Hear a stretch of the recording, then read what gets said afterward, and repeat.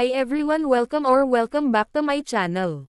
Buong detalye sa pag-surrender sa NBI ni Rufa May Quinto.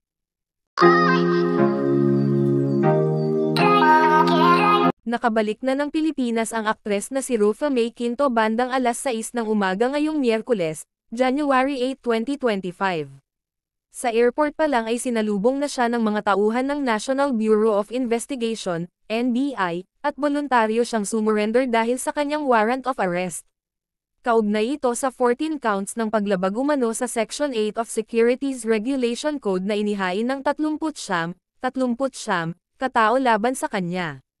Ayon kay NBI Chief Jimmy De Leon, sa ulat ng GMA Integrated News, nakipag-ugnayan ang abogado ni Rufa May sa kanilang tanggapan para sa voluntaryong pagsukol ng aktres. Sumailalim din sa medico-legal examination ang aktres bago dalhin sa Pasay Regional Trial Court. Samantala, hindi pa malinaw kung makakaalis ng NBI custody si Rufa May ngayong araw matapos dalhin ng mga agent nito sa Pasay Regional Trial Court, na naglabas ng warrant of arrest laban sa aktres. Noong December 3, 2024, naglabas ng opisyal na pahayag si Rufa May para ipaliwanag ang kanyang panig sa patong-patong na kasong kinahaharap.